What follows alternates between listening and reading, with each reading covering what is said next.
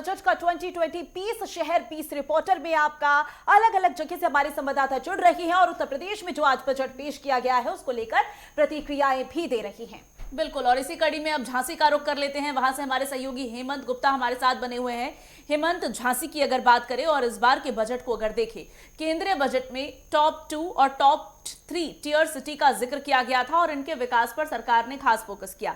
उत्तर प्रदेश का आज बजट सामने आया, इसमें भी हमने देखा कि नए शहरों के निर्माण और उनके विकास के लिए खास बजट का आवंटन किया गया है। इन सब के इर्द गिर्द झांसी को भी कहीं ना कहीं उसका भी शहरीकरण किया जा रहा है। झांसी वासियों का क्या रुख है इस बजट को लेकर?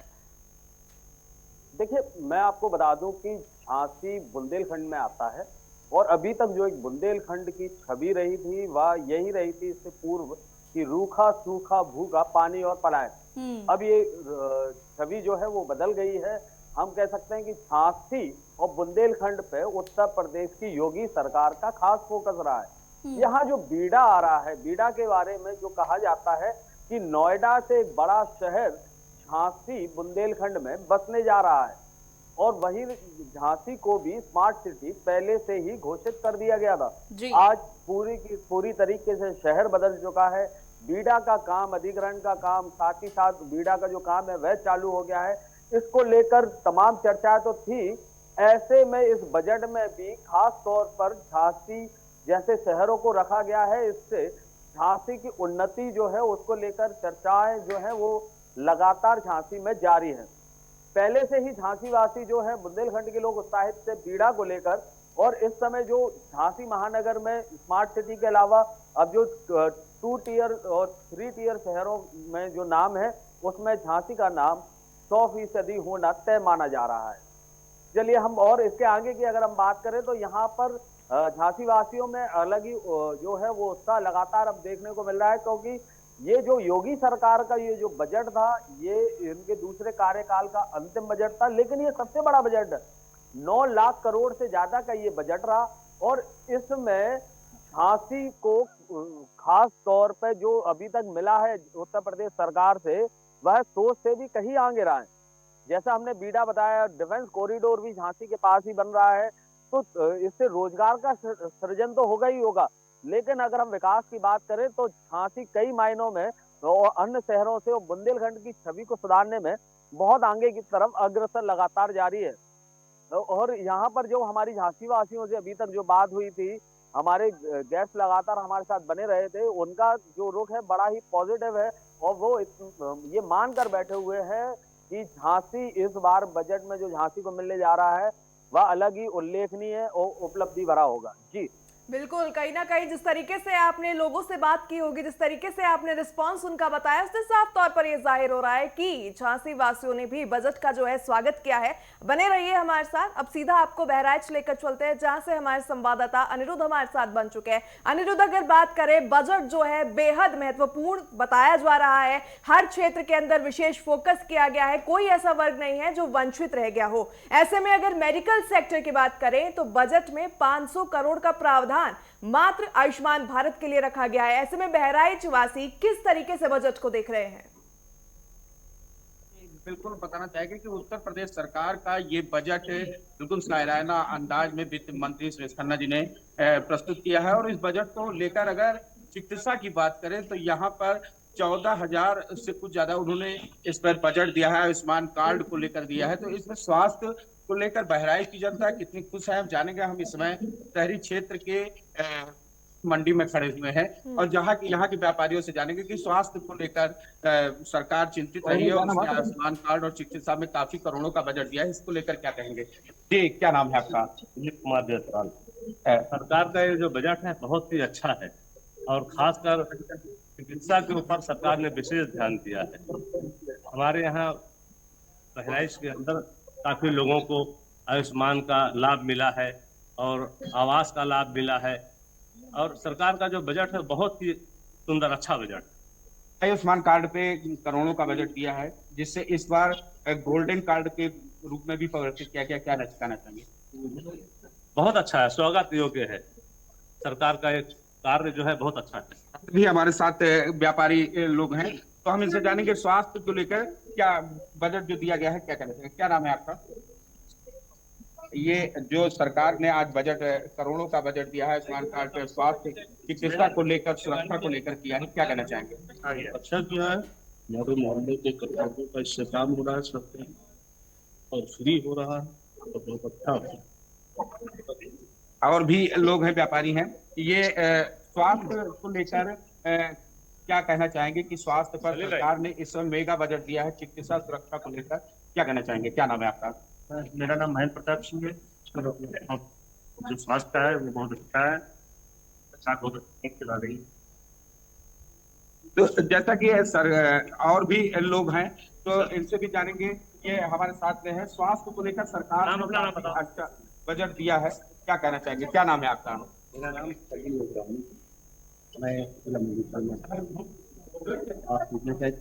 सर, सरकार ने स्वास्थ्य में लेकर करोड़ों का बजट दिया है, आयुष्मान गोल्ड कार्ड पे बजट दिया है, 200 करोड़ का बजट दिया है, क्या कहना चाहेंगे सरकार? ये कोई सब्जी नहीं है, इतना अच्छा बजट है।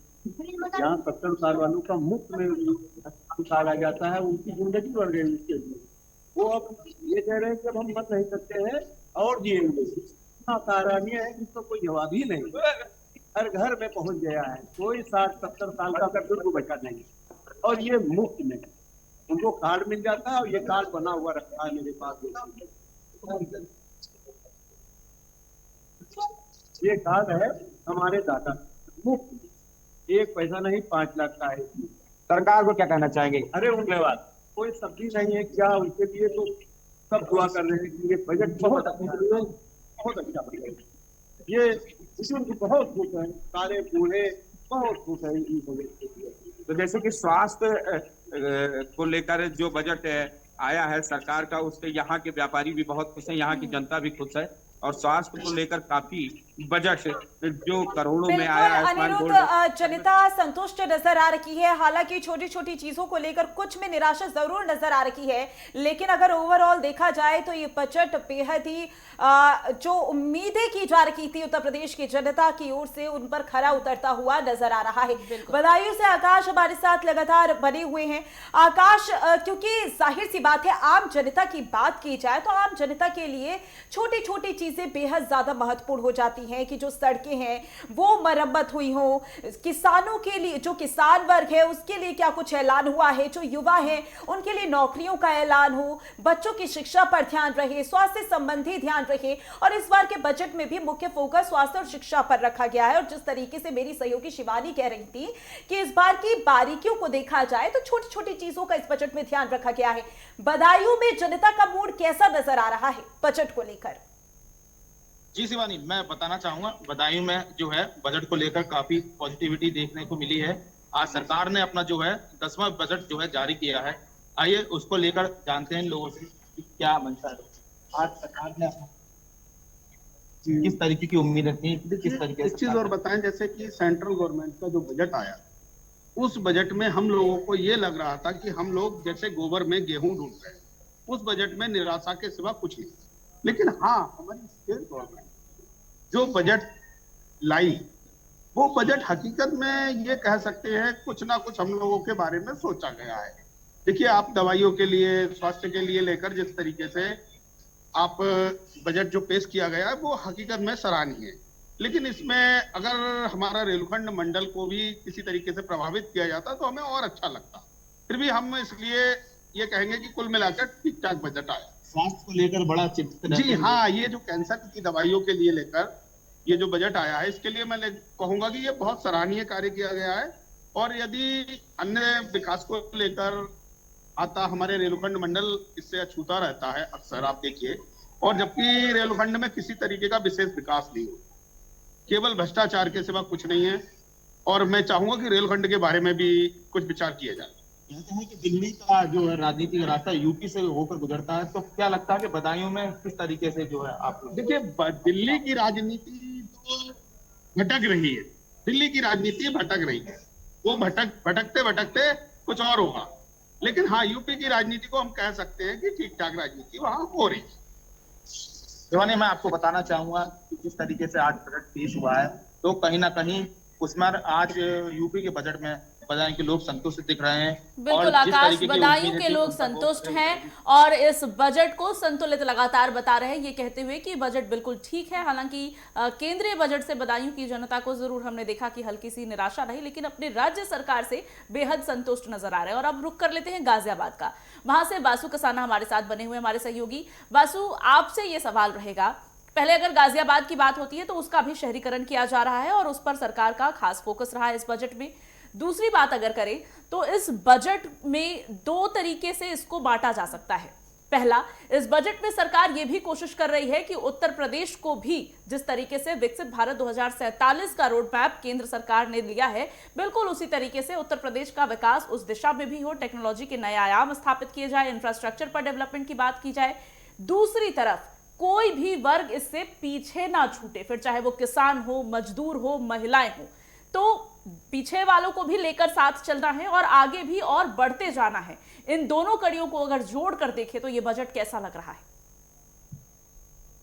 देखिए, बजट के दौरान उत्तर प्रदेश के मुख्यमंत्री योगी आदित्यनाथ ने सीधा साफ तौर पर कहा था कि हर वर्ग का विकास होगा। और अगर बात करें विकास की तो गाजियाबाद से लेकर गोरखपुर तक इस बजट के दौरान तमाम जितने भी सिटीज है सभी को सम्मिलित किया गया है, चाहे वो शिक्षा का क्षेत्र हो, चाहे रोजगार का क्षेत्र हो, चाहे इंफ्रास्ट्रक्चर क्षेत्र हो। सबसे बड़ी बात यह है, जिस तरीके से सुबह बजट पेश हुआ उससे पहले जो उत्तर प्रदेश के वित्त मंत्री है सुरेश खन्ना, वो हनुमान जी की चालीसा पाठ करते हुए दिखाई दिए, जिसका वीडियो सोशल मीडिया पर वायरल। उसके बाद इस तरीके से 9,12,000 करोड़ रुपए का बजट पेश हुआ। कहीं ना कहीं पूरे उत्तर प्रदेश के लिए ये खुशी का माहौल रहा है। देखिए, सबसे बड़ी बात आपको बता दें, जिस तरीके से 10 बड़े ऐलान हुए, जिसमें 14 मेडिकल यूनिवर्सिटी और 28 स्पोर्ट्स कॉलेज और जिस तरीके से 34,000 करोड़ का कॉरिडोर जो गोरखपुर से लेकर सहारनपुर तक बना जाएगा। केंद्र की तरफ से 7 जो स्मार्ट सिटी बनाने की भी बात इस बजट में रखी गई है। सबसे बड़ी बात यह है, गरीब लड़कियां, जहां पहले गरीब लड़कियों की शादियों के लिए 51,000 मिलते थे, अब 1 लाख रुपए की धनराशि मिलेगी। जी बिल्कुल वासु, जिस तरीके से आपने भी बताया और जिस तरीके से अभी शिवानी भी जिक्र कर रही थी गाजियाबाद को लेकर, ऐसे में कहीं ना कहीं बजट के पिटारे से जो है गाजियाबाद के लिए भी कई विकास परियोजनाओं के रास्ते जो है वो खुलते नजर आ रहे हैं। बने रहिए हमारे साथ। अब आपको सीधा लेकर चलेंगे हम प्रयागराज, वहां से हमारे संवाददाता पवन देव हमारे साथ बने हुए हैं। पवन, अगर बात करें आज जो बजट सामने आया है उसमें धार्मिक स्थलों के लिए भी कई बातें कही गई है। केंद्रीय बजट में भी धार्मिक स्थलों को लेकर कई प्रावधान और वित्त मंत्री की तरफ से कहे गए थे। ऐसे में दोनों बजट को अगर हम देखें तो धार्मिक स्थलों के लिए पवन, आपका रुख करेंगे, लेकिन उससे पहले झांसी से हेमंत हमारे साथ लगातार बने हुए हैं। उनके पास भी कई सारे लोग मौजूद हैं और वो भी बात करने की कोशिश कर रहे हैं। हेमंत, क्या कुछ कह रहे हैं वहां पर मौजूद लोग आपसे? आपने जो सवाल इससे पहले किया था कि 2 टियर और 3 टियर जो सिटीज हैं उनके लिए क्या उपलब्धि इस बजट में रही, हमारे साथ पूर्व सभापति नगर निगम झांसी है, हम इनसे बात करेंगे। प्रियंका जी, इस बार बजट में झांसी को लगातार कुछ ना कुछ सौगातें मिलती रही हैं, पहले बीड़ा मिला, स्मार्ट सिटी मिला, अब क्या लगता है इस बजट में क्या मिलने जा रहा है? यूपी बजट 2026-27 में महिला सशक्तिकरण को लेकर काफी फोकस है और जैसा कि इस बजट में महिलाओं के लिए आत्मनिर्भरता और सुरक्षा को लेकर ज्यादा फोकस किया गया है, जो कि मुख्यमंत्री जो सहायता राशि थी जो गरीब परिवारों के लिए थी वो पहले 50,000 थी, जिसमें उनको जस्ट 100% डबल 1 लाख रुपए कर दिया गया है। और महिलाओं के लिए ट्रेनिंग सेंटर खोले जा रहे हैं, जहां महिलाएं जो उनमें जो कौशल विकास कौशल है उनमें उनके लिए ट्रेनिंग सेंटर। झांसी की भी तस्वीर बदलेगी? बिल्कुल, डेफिनेटली झांसी की तस्वीर बदलेगी। जो हमारे योगी जी ने बुंदेलखंड को गोद दिया है, जिसमें झांसी तो उनके फोकस में रहता है, तो जब से हमारी योगी जी की सरकार आई है, मोदी जी की सरकार आई है, झांसी में निरंतर प्रगति हो रही है और इससे भी ज्यादा प्रगति होगी। हमारे साथ कुछ व्यापारी, हम उनसे भी बात करेंगे। जी, नाम क्या है आपका? प्रदेश अध्यक्ष हूँ उत्तर प्रदेश युवा उद्योग व्यापार मंडल का। जितेंद्र जी, क्या इस बजट से मिलने जा रहा है व्यापारियों को, क्या फायदा? 9,12,000 करोड़ का ब्याज मंत्री जी ने उत्तर प्रदेश के लिए दिया है। निश्चित तौर पर ये बजट बहुत उपलब्धि वाला बजट रहा है। इसमें महिलाओं का विशेष ध्यान रखा गया है। मैं माननीय मुख्यमंत्री जी को धन्यवाद देना चाहूंगा, उन्होंने बच्चियों के लिए स्कूटी का प्रबंध किया है। ये वास्तव में उनका मनोबल बढ़ाने के लिए बहुत बड़ी उपलब्धि है। और निश्चित तौर पर महिलाओं के लिए उन्होंने ऋण, बिना ब्याज के ऋण की है, जिसमें हमारी महिला जो उद्योग लगाना चाहती है, जो व्यापार करना चाहती है, जो सशक्त बनना चाहती है, वो बहुत बड़ा फायदा होगा। निश्चित तौर पर जो बैंक है उनमें थोड़ा सा सुधार की जरूरत है कि महिलाओं को आगे बढ़ाने के लिए उनसे व्यापारियों को कुछ फायदा हो रहा है। निश्चित तौर पर व्यापारियों का बड़ा फायदा होगा जब 9,12,000 बिल्कुल, जिस तरीके से आपने अभी लोगों से बात की है उससे साफ तौर पर यही जाहिर हो रहा है कि झांसी में तमाम वर्गों के लोग इस बजट से बेहद खुश हैं और बजट का स्वागत कर रहे हैं। चलिए एक बार फिर से प्रयागराज से पवन देव का रुख करना चाहेंगे, लगातार वो हमारे साथ बने हुए हैं। पवन, जिस तरीके से कुछ देर पहले मैं जिक्र कर रही थी कि धार्मिक पर्यटन को लेकर भी केंद्रीय बजट में और राज्य के बजट 2026-27 में कई बातें सामने आई है, ऐसे में प्रयागराज की जनता किस तरीके से बजट को देख रही है? क्योंकि 2025 हो या 26 हो, माघ मेला या महाकुंभ, जिस तरीके से आर्थिकी बढ़ती नजर आई है, रोजगार सृजन होता नजर आया है, फिर दोबारा से सरकार की तरफ से धार्मिक स्थलों को लेकर फोकस किया जा रहा है, किस तरीके से बजट का स्वागत किया है? प्रयागराज में जिस तरह से धार्मिक स्थलों का कायाकल्प सरकार ने 2025 में किया था, महाकुंभ दिव्य भव्य हुआ और जो माघ मेला है इसे मिनी कुंभ के तौर पर लिया गया है। काफी श्रद्धालुओं ने यहाँ संगम में स्नान किया, तो ये पर्यटन की दृष्टि से इस बजट को जो यहाँ के लोग हैं वो काफी सराहना कर रहे हैं। इस समय हम लोग माघ मेले की ये प्रदर्शनी लगी है खादी की और यहाँ पर लोग पहुंच रहे हैं। यहाँ पर हमारे पास कुछ दुकानदार भी हैं, कुछ लोग आए हैं जो खरीदारी करने वाले, तो यहाँ पर लोगों से बात की गई, बात करेंगे जो है। आइए, क्या नाम है आपका? चंद्रकांत दुबे जी, इधर देखिए जी। तो ये जो बजट आया है उत्तर प्रदेश सरकार की तरफ से, बहुत ही बेहतरीन बजट आया है। इसमें युवाओं के लिए नया रोजगार और सुविधा प्रदान की जा रही है और महिला उद्यमियों के लिए भी बढ़िया ऑफर दिया जा रहा है और ये देश के और उत्तर प्रदेश के विकास के लिए सबसे सराहनीय कार्य है जो ये बजट आया हुआ है उत्तर प्रदेश का। आप कहाँ से हैं? मैं जौनपुर उत्तर प्रदेश से। यहाँ मेले, यहाँ प्रयागराज में मैं आया हूँ मेले में। यहाँ पे हमारी शॉप है देसी गुड़ का, जो कि देसी गुड़ में बहुत बेहतरीन क्वालिटी की सुविधा दी जा रही है लोगों को। से आए आप? मैं तो जौनपुर से आया हूँ। बेचने गुड़ कहाँ से? अयोध्या से आया अपना गुड़। जी बिल्कुल, ये अयोध्या से हैं। और अभी एक लोग और हैं, क्या नाम है आपका? मैं अम्बरीश तिवारी प्रयागराज से। और क्या किस चीज की प्रदर्शनी में है आप? खादी बोर्ड की प्रदर्शनी है, ये मंडल स्तरीय खादी बोर्ड का प्रदर्शनी प्रयागराज में। जो बजट आया है क्या कहेंगे? जो बजट है ये बिल्कुल शानदार बजट है और इस बजट में सभी को समान रूप से और अस्थायी रूप से जगह दी गई है। अगर मैं बात करूं, जैसे आयुष्मान उज्ज्वला योजना हुआ, वहां पे भी बढ़िया बजट है। गांव के लिए बजट दिया गया। मैं बता दूं, गांव में पक्की सड़कें बिल्कुल बन गई हैं और भी अभी मैंने सुना टीवी में देखा कि 500 करोड़ रुपया गांव के लिए स्पेशल प्रोजेक्ट दिया गया है इस बजट में।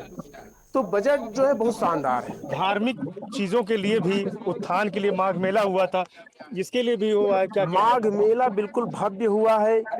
पानी, बिजली, सड़क बिल्कुल व्यवस्थित तरीके से यहाँ जनता स्नान करी है और लगभग देखा जाए तो 90 करोड़ के आसपास जनता यहाँ स्नान करके चली गई है।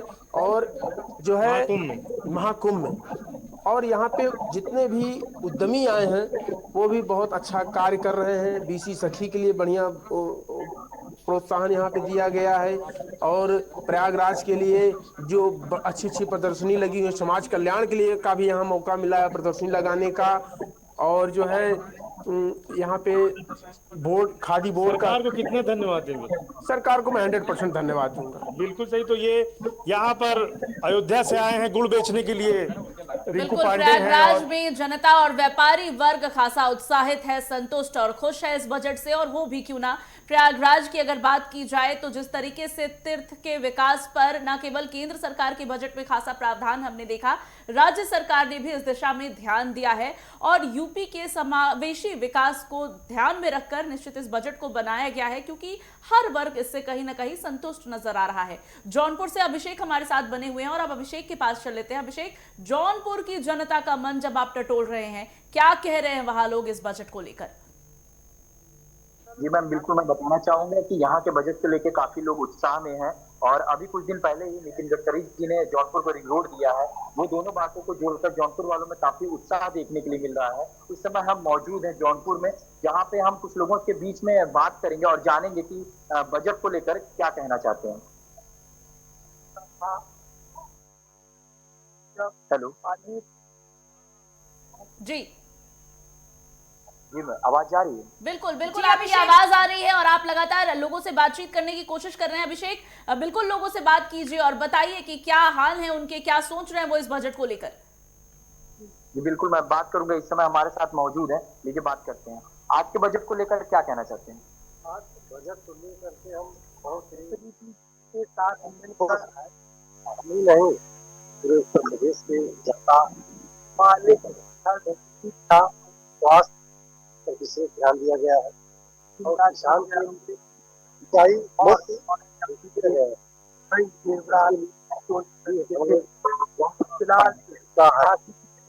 पुलिस ने और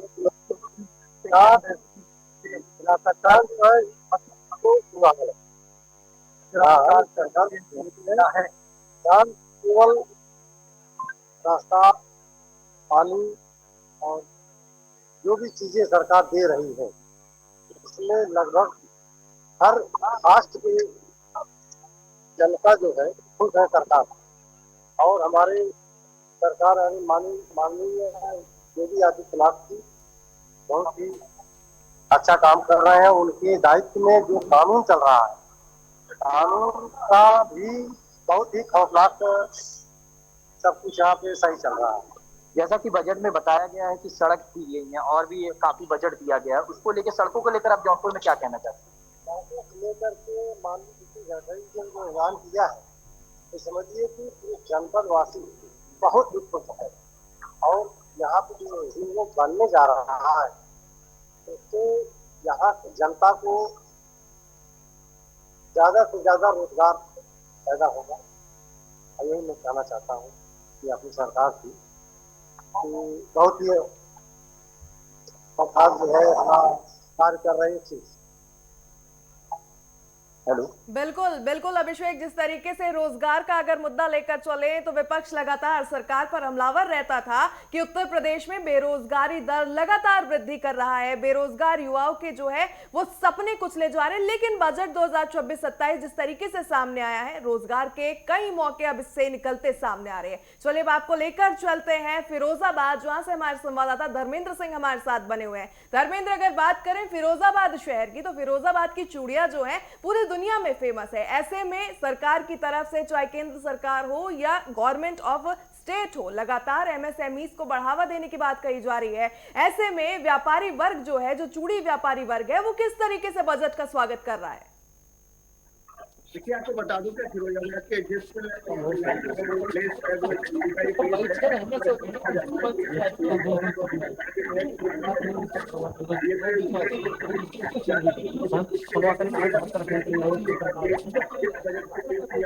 सरकार ने जिस तरह से बताएंगे अपना अंदर क्या रहा यही है कि बेरोजगारों के लिए जो काम किया है योगी सरकार ने, और लगता है कि अब लोगों में ऊर्जा का संचार हो रहा है। वो भी छोटी इकाइयां लगाकर अच्छा पैसा कमाएंगे, अपने काम करते हुए वो बढ़ेगा, अपनी आजीविका भी चलाएंगे। इस तरह का सरकार ने दिया है और किसानों के लिए एक महत्वपूर्ण योजना तमाम संचालित की गई है, जिसको पैसा पर्याप्त मात्रा में उनके लिए आवंटित किया गया है। इसी तरह से तमाम ऐसे माइक की आवाज सही थी ना? फिरोजाबाद की जो फिजा माइक की वजह सही रही ना? चलो मुझे लाइव रहा फिरोजाबाद वाला बोल रहा यार चूड़ी, फिरोजाबाद की चूड़ी फेमस है।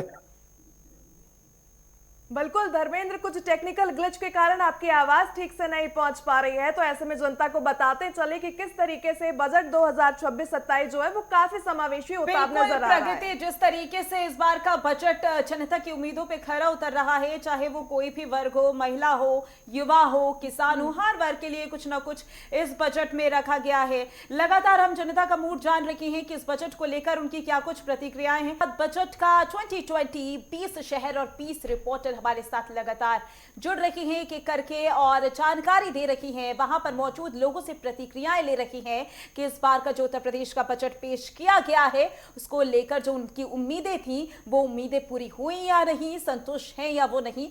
गाजियाबाद से हमारे साथ वासु कसाना जुड़ चुके हैं। वासु, गाजियाबाद में लोगों की अलग अलग प्रतिक्रियाएं सामने आ रही हैं और जाहिर सी बात है, चाहे वो युवा वर्ग हो, महिला वर्ग हो, सभी की बहुत सारी उम्मीदें होती हैं। इस बार छात्राओं के लिए भी बहुत ऐलान किए गए हैं बजट में, स्कूटी का ऐलान किया गया है, तो गाजियाबाद में इस समय कैसा माहौल बना हुआ है बजट को लेकर? लोगों के चेहरे पर किस तरीके की खुशी नजर आ रही है? क्या कुछ लोग ऐसे भी हैं जो मायूस हैं? देखिए, सीधा आपके गाजियाबाद के लोगों से बात कराएंगे, और सबसे बड़ी बात यह है, जितने भी लोग हमारे साथ मौजूद हैं, ये किसी ने संस्था से रिटायर्ड है या किसी विभाग से अभी भी जुड़े हुए हैं। और सबसे बड़ी बात, कितनी सरकारें आते जाती देखी और कितने ही बजट इनके सामने आए। सीधे इनसे बात करेंगे। सर, आपका नाम क्या है? पदम सिंह करता है। साहब, काम करते हैं, कितनी आपकी उम्र होती है? मैं एजुकेशन डिपार्टमेंट से हूँ। बड़े 70 के स्थित है। तरीके के साथ यूपी सरकार का बजट आया 2,12,000 करोड़। और सबसे बड़ी बात इस बजट में ये रही कि 14 मेडिकल विद्यालय और 18 ऐसे मतलब जिला स्पोर्ट्स के लिए विद्यालय खोले जाएंगे और 3 यूनिवर्सिटी। क्या कुछ कहेंगे इसको लेकर? देखिए, ये तो बहुत बढ़िया है यार। बजट तो केंद्र सरकार के हिसाब से भी बेहतर रहा है, कोई दो राय नहीं। लेकिन फिर भी अगर बजट में कुछ चीजें और थोड़ी बढ़ा दी गई होती, जैसा खासकर किसानों के लिए। दूसरा, जैसे रिटायर्ड पर्सन जो होते हैं उनको पहले रेलवे में सब मिलता था, तो 40-50% उन्हें जो है मिलता था, लेकिन आज की तारीख में बंद है। दूसरा, जो चिकित्सा है या यानी कि स्वास्थ्य से संबंधित है या परिवहन से संबंधित है, वो कम से कम इस एरिया में जहां मैं खड़ा हूँ, ये लोनी गाजियाबाद का बीच का एरिया है, यहाँ पर वो सुविधा इतनी बेहतर नहीं है। गड्ढे भी चुके हैं, जबकि इंटर एयरपोर्ट बिल्कुल नजदीक है हमारे, उसके बावजूद भी इसकी देखरेख नहीं हो पा रही है। और किसानों की जो स्थिति है वो इतनी कुल मिला के पीछे इन्होंने बजट में दिया था गन्ने का मूल्य थोड़ा, लेकिन जो कायदे में जितना उस पर खर्चा आता है उस खर्च के अनुसार इतनी बढ़ोतरी नहीं हो पाई है। तो किसान पिछली सरकारें जो छात्रा होते हैं उनके लिए जिस तरीके से योगी सरकार ने 400 करोड़ की स्कूटी देने की बात की, जो मेधावी छात्र है, और टैबलेट्स भी बांट देंगे, उसको लेकर क्या कुछ कहेंगे? देखो, ऐसा है जी, ये कहीं लुभावनी बात ना रह जाए। अगर ये धरातल पे है तो बहुत अच्छी बात है, कम से कम बच्चों को मोटिवेशन मिलेगा। कांग्रेस अध्यक्ष अजय राय ने कहा भी है कि ये जो बजट है भ्रमित करने वाला है। क्या कहेंगे आप? वाली बात तो नहीं है, कारण कि पहले भी बजट आए उसमें ऐसी बात नहीं थी। कम से कम इस सरकार ने वो धरातल पे लाने का प्रयास किया है और अच्छा बजट रहा हर बार। तो आप मान रहे हैं कि सरकार ने उत्तर प्रदेश की तस्वीर बदली है? बहुत बेहतर तरीके से बदली है और जनता चाहती है कि योगी सरकार ही आगे बराबर चलती रहे। लोगों तक की तो यहाँ तक भी मांग है कि वो प्रधानमंत्री पद का दावेदार तो ठीक है। देखिए, गाजियाबाद की जनता है सीधा कह रही है कि उत्तर प्रदेश में योगी सरकार ने उत्तर प्रदेश की तस्वीर बदली है। और प्रधानमंत्री की दावेदारी की बात करें, और कुछ लोग हमारे साथ मौजूद, सीधे बात करेंगे। भाई साहब, क्या नाम आपका? विभाग में आप थे, और जिस तरीके से आज 9,12,000 करोड़ का बजट योगी सरकार ने पेश किया, क्या कुछ कहेंगे? दिल्ली पुलिस से रिटायर। दिल्ली पुलिस से तो 2.5 लाख वैकेंसी का भी जिक्र है आज के बजट में, जो उत्तर प्रदेश में निकाली जाएगी पुलिस विभाग में। क्या कुछ कहेंगे? और सबसे बड़ी बात, 30 करोड़ के वाहन जो कि उत्तर प्रदेश जो पुलिस विभाग उसको दिए जाएंगे। क्या कुछ कहेंगे आज के बजट की बात है? अगर तो बढ़ेगा, ये व्हीकल बढ़ेंगे तो उसके पेट्रोलिंग भी बढ़ेगी, लेकिन पेट्रोलिंग के लिए स्टाफ बढ़ेगा। अब वैकेंसी निकाली है वो तो कई साल में जाकर होंगी। ये तो नहीं है भाई आज भर्ती कर लिए तो कल को ड्यूटी पर लग गए। उनकी 1 साल की ट्रेनिंग भी होगी, ट्रेनिंग बेहतर हो, अच्छी सुविधा मिले, अच्छे कैंडिडेट निकले। और ये भी जरूरी है कि जब इतनी भर्ती होगी तो उसमें 2-4 गलत लोग भी भर्ती हो जाते हैं, वो भी बदनाम करते हैं महकमे को, एक ही आदमी बदनाम कर देता है। और यहाँ पर वैसे बजट को कोई कमी नहीं है। देखिए, जब आपने पुलिसिंग की बात करनी है तो आपका समय कुछ और था, और आज के समय की अगर बात करें कि उत्तर प्रदेश में योगी सरकार में किस तरीके से पुलिसिंग काम कर रही है, क्या कुछ कहेंगे इसको लेकर? पहले से बहुत बेहतर है, लेकिन अभी उसमें सुधार की भी बहुत गुंजाइश है सुधार की। वहाँ देखते हैं जहाँ शहरों में है वहाँ तो थोड़ी बहुत है, लेकिन जो रूरल एरिया में है वहाँ पे शायद पुलिस की इतनी वो नहीं है, इफेक्टिवनेस नहीं है, पेट्रोलिंग नहीं है, बीट सिस्टम भी कहीं ना कहीं कानून व्यवस्था तो ठीक ही हुई है ना, पहले से बहुत ठीक।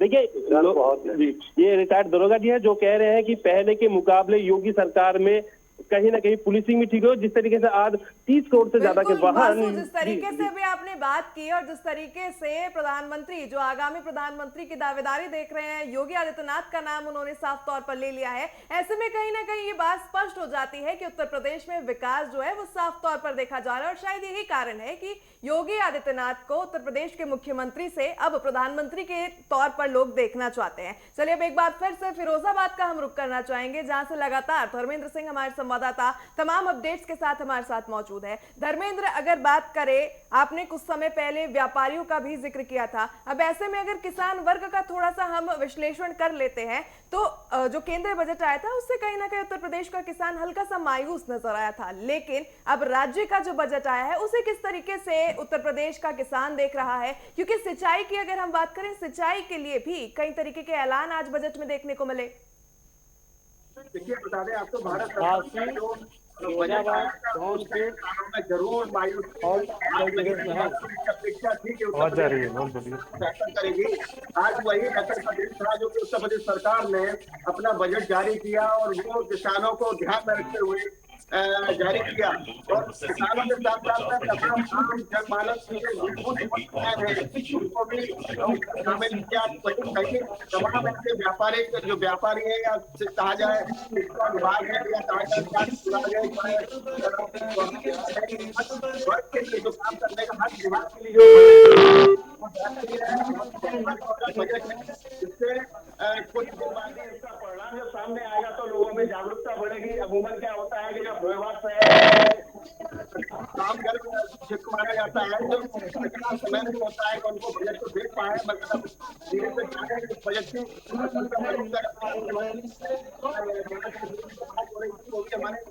तो धर्मेंद्र, बिल्कुल जाहिर सी बात है, चाहे किसान हो चाहे महिला वर्ग हो, हर किसी के लिए ऐलान तो किया ही गया है। जैसे कि मेरी सहयोगी प्रकृति ने भी कहा कि केंद्रीय बजट में जो ऐलान किया गया था उससे किसान मायूस जरूर नजर आया था, लेकिन उत्तर प्रदेश के बजट में कहीं ना कहीं किसान भी संतुष्ट होता हुआ नजर आ रहा है। प्रयागराज से पवन हमारे साथ लगातार बने हुए हैं।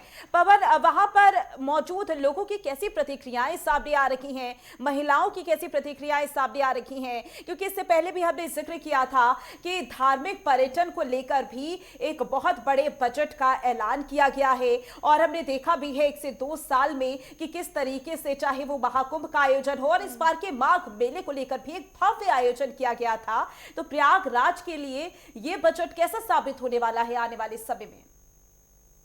बिल्कुल, प्रयागराज के लिए ये बजट बहुत ही खास मायने रखता है और अयोध्या की बात करें, काशी की बात करें, सभी का जो है कायाकल्प हुआ है योगी सरकार में। तो ये बजट जिस तरह से धार्मिक स्थलों, यहाँ पर आपने महाकुंभ में देखा कि किस तरह से सड़कों का चौड़ीकरण हुआ, कई हजार करोड़ रुपए सरकार ने खर्च भी किए। तो ऐसे में धार्मिक स्थलों का अगर कायाकल्प होगा तो कहीं ना कहीं जो लोग यहाँ पर जो पहुंचते हैं उनको सुविधाएं मिलेंगी। और यहाँ इस समय हम लोग जिस प्रदर्शनी में खड़े हैं, ये 75 जिलों से आए हुए यहाँ पर लोग, यहाँ शिल्पकार मौजूद हैं और उनको जब यहाँ पर विकास की गंगा जब बहती है तो यहाँ पर जब लोग पहुँचते हैं तो उनकी दुकानदारी होती है। तो ऐसे में धार्मिक पर्यटन को बढ़ावा मिलता है और इस बजट में कहीं ना कहीं धार्मिक पर्यटन को बढ़ावा देने का काम सरकार ने किया है। इस समय हमारे यहाँ पीछे जो है दुकानदार है, कन्नौज से आए हुए हैं और इत्र का काम करते हैं। जी, क्या नाम है अपना? नाम? हमारा नाम राहुल मिश्रा, मैं कन्नौज से उत्तर प्रदेश से आया हूँ जी। ये जो बजट आया है ये बहुत अच्छा बजट आया, इसलिए धार्मिक नगरियों को बजट दिया जा रहा है और हमारा लोगों का व्यापार है, प्रदर्शनी वगैरह लगती है, उससे हम लोगों को बहुत ज्यादा रोजगार की भी अच्छा मिल रहा है। रोजगार हमारा इत्र वगैरह का काम है, चंदन वगैरह का है, पूजा सामग्री है, तो उस पर जो बजट के अनुसार हम लोग अनुदान मिलता है जो, उससे हम लोग बहुत खुश हैं, उसी से हमारा व्यापार ये चल रहा है। बजट के लिए क्या कहेंगे? जो धार्मिक स्थलों को बजट दिया जा रहा तो हमारा लोगों का रोजगार भी बढ़ रहा है। यहाँ टूरिस्ट आएगा तो स्वाभाविक है हमारा लोगों को रोजगार के लिए बहुत अच्छा बढ़ावा दे रही योगी जी, उनको दिल से धन्यवाद मैं देता हूँ। क्या नाम है आपका? राहुल मिश्रा। ये राहुल मिश्रा जी हैं और राहुल मिश्रा जी कह रहे हैं जिस तरह से धार्मिक स्थलों पे कायाकल्प सरकार कर रही है और महाकुंभ में कई हजार करोड़ लोग यहाँ पर पहुंचे, माघ मेले में भी यहाँ पर 15 करोड़ लोगों ने, 16 करोड़ लोगों ने स्नान किया बसंत पंचमी मौनी महोत्सव तक। तो यहाँ पर कारोबार को भी बढ़ावा मिलता है। पर्यटन के क्षेत्र में यहाँ तैरता हुआ रेस्टोरेंट है, जब यहाँ पर लोग पहुंचते हैं, संगम में स्नान करते हैं तो उन्हें जो है तैरते हुए रेस्टोरेंट पे जब अपने पूरे परिवार साथ खाने का आनंद मिला है, तो उन्हें लगता है कि वो किसी घाटी में आकर यहाँ पर रह रहे हैं।